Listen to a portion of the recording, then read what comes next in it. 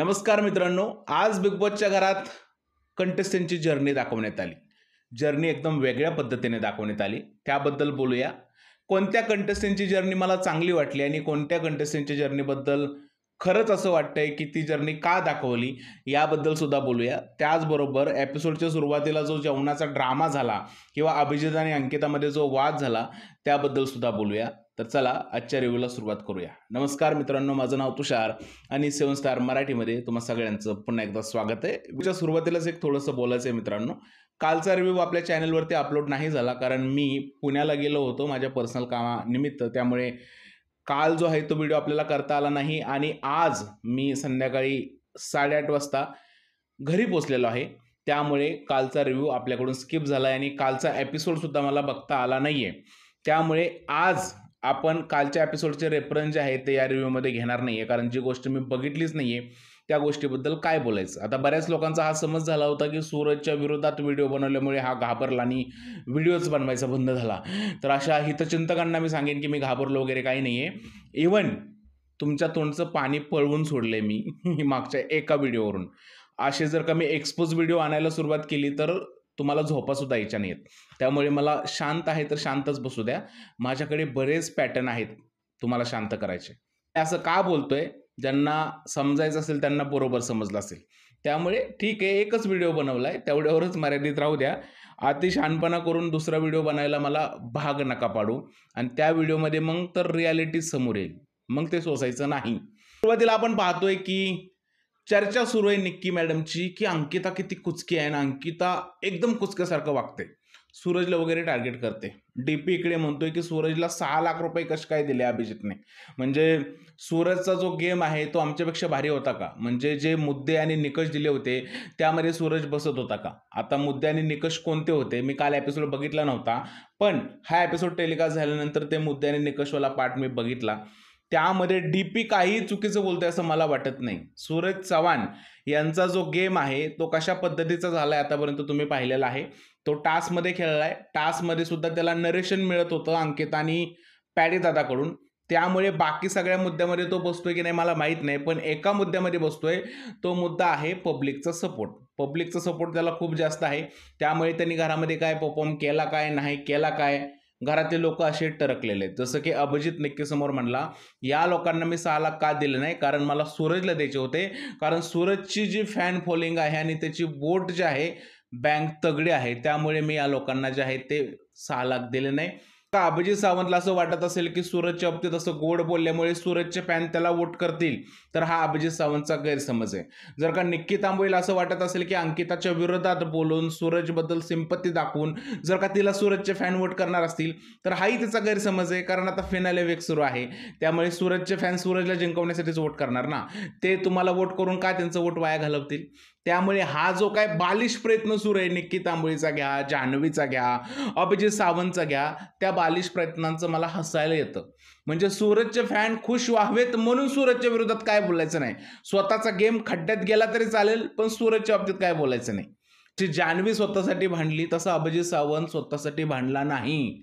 त्यांनी ती प्राईज जी आहे, तो आकडाच आहे तो त्याच्यासाठी घेतला नाही. याचाच अर्थ काय, सूरजच्या फॅनला घाबरले, निक्की घाबरली, अभिजित घाबरला. निक्की तर त्या टास्कमध्ये असते ना तर निक्कीने आधी स्वतःचा विचार केला असता, पण ती घाबरते सध्या, त्याचा फायदा घ्यायचा बघते.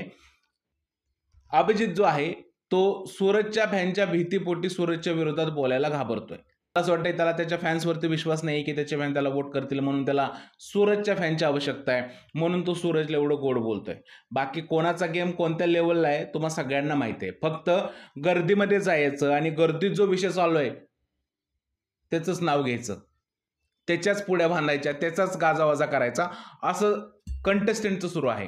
त्यांना माहिती आहे बाहेरून सेलिब्रिटी येतात आणि म्हणतात की सूरज लय भारी आहे, सूरजची बाहेर फॅन फॉलोइंग खूप आहे, मग घरामध्ये सूरजच्या विरोधात कसं बोलायचं. बाकी यांचा जो विषय सुरू होता की अंकिता बरोबर डील का केलं मी आणि अंकिताला 2 लाख का दिले, याबद्दल मला एकच बोलायचं आहे की अभिजितचा हा जो आहे तो डबल ढोलकी गेम आहे.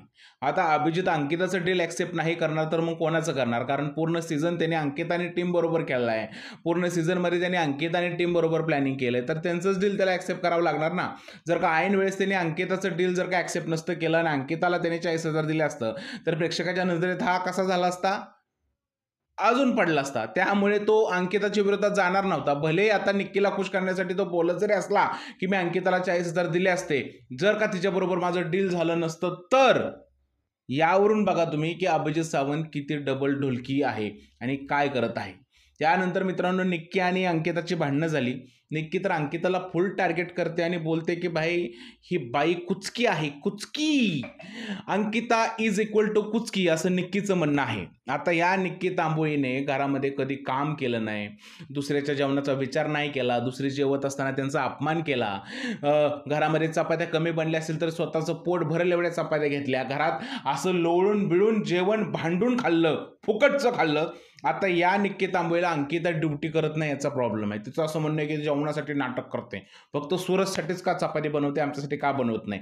आता बिग बॉसचं नोटीस आलं होतं की पटकन आवरा, तुमच्यासाठी काहीतरी कार्यक्रम आहे. जर का यांना नाश्ताच पाहिजे होता तर मग जान्हवीने जायचं होतं ना जेवण बनवायला अंकिता बरोबर.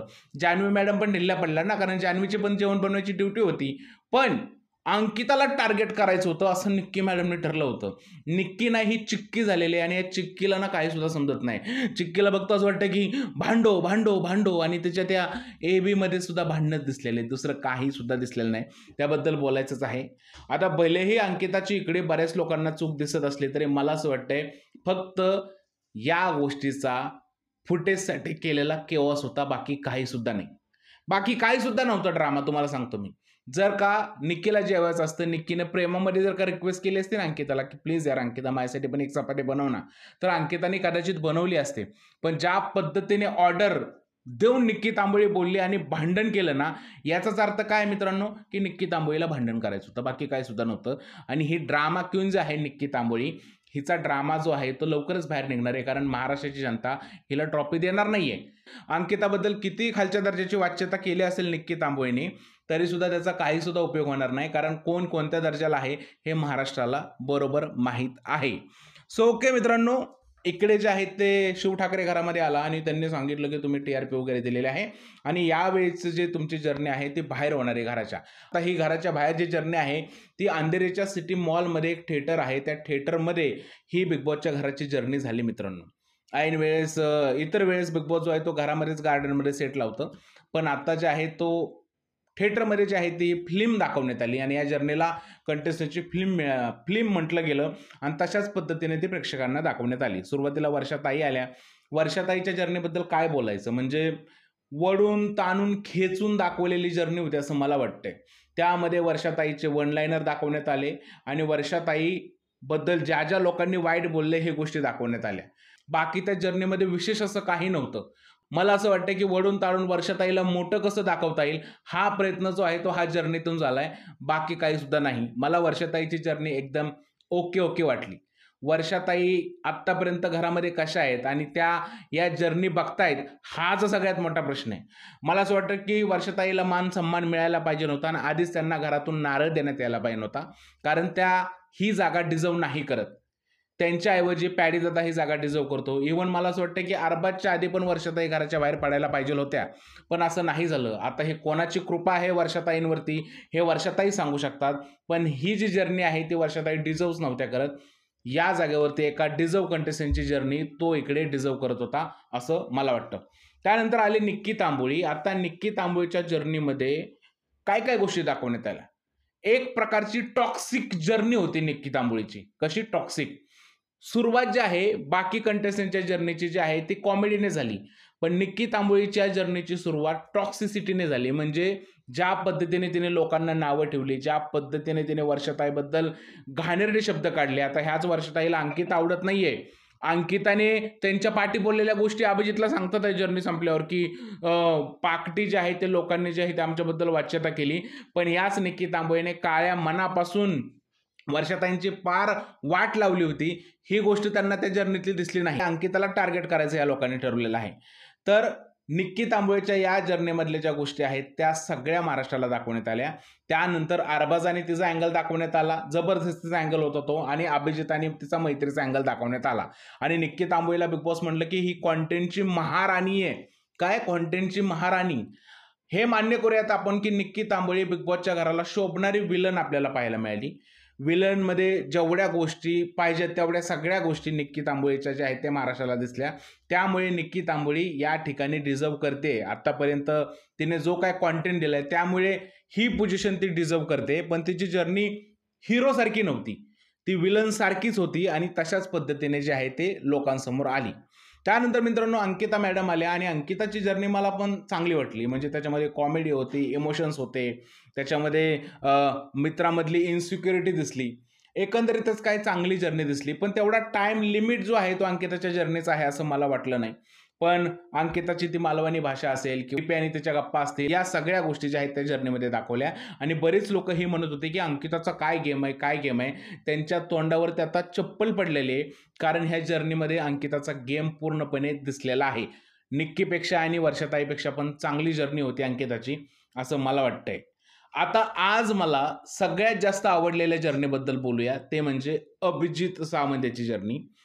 एक हिरो कसा असतो मित्रांनो, तसं मला या जर्नीतून अभिजित सावंत दिसला. आता बऱ्याच लोकांना ही गोष्ट माझी पटणार नाही, हे स्टेटमेंट आवडणार नाही, पण खरं आहे मित्रांनो, या जर्नीमध्ये अभिजित सावंत मला हिरो दिसला. या जर्नीमध्ये अभिजितची इंडिव्हिज्युअल पर्सनॅलिटी दाखवण्यात आली, अभिजित सावंतची मैत्री दाखवण्यात आली, अभिजित सावंतची लीडरशिप दाखवण्यात आली, अभिजित सावंतचे टास्क दाखवण्यात आले, अभिजित सावंतचे इमोशन्स दाखवण्यात आले आणि अभिजित सावंतचं ॲग्रेशन सुद्धा दाखवण्यात आलं. माझ्यासाठी आजची अभिजित सावंतची जी जर्नी आहे ती आउट अँड आउट मास्टरपीस होती. अभिजित सावंत हा बिग बॉस मराठी सीझन 5चा खरंच विनर डिझर्व करतो, हे या जर्नीतून दिसलं. मला अभिजित सावंतची जर्नी जसजशी पुढे जात होती तसं त्या जर्नीमध्ये इन्व्हॉल्व झाल्यासारखं वाटत होतं. म्हणजे प्रत्येक गोष्ट अभिजित सावंतची डोळ्यासमोर येत होती. ते व्हिज्युअल्स थोडे जरी असले तरी सुद्धा त्या पूर्ण गोष्टी डोक्यामध्ये आल्या. अशा प्रकारची जर्नी जी आहे ते अभिजित सावंतची इकडे दाखवण्यात आली. आणि मला पर्सनली या सगळ्यांमध्ये अभिजित सावंत याची जर्नी खूप जास्त आवडलेली आहे. आज ज्या 4 जर्नी टेलिकास्ट झाल्या त्या 4मध्ये सगळ्यात भारी जर्नी अभिजित सावंतची होती असं मला सद्यस्थितीत वाटत आहे. आणि भारी वाटलं, एकदमच ही जर्नी बघून मला भारी वाटलं. अभिजित सावंत हा बिग बॉस मराठी सीझन 5चा विनर होण्याची दाट शक्यता आहे. याआधी मी माझं प्रेडिक्शन केलेलं आहे की अभिजित सावंत बिग बॉसची ट्रॉफी जिंकू शकतो आणि 90% जे आहे ते माझं प्रेडिक्शन आहे आणि 10% मी सूरज चव्हाणचं नाव सांगितलेलं आहे. तर मला असं वाटतं की अभिजित सावंत जो आहे तो बिग बॉस मराठी सीझन 5ची ट्रॉफी जिंकण्याचा का दावेदार आहे हे या जर्नीतून आपल्याला दिसलेलं आहे. तुमचं काय म्हणणं आहे? नक्की कोणाची जर्नी तुम्हाला आवडली? अभिजित, अंकिता, निक्की की वर्षाताई? प्लीज मला कमेंटमध्ये सांगा. आणि हा व्हिडिओ आवडला असेल तर त्याला लाईक करा, शेअर करा, चॅनलला सबस्क्राईब करायला विसरू नका. भेटूया पुढच्या व्हिडिओमध्ये. तोपर्यंत भारत माता की जय.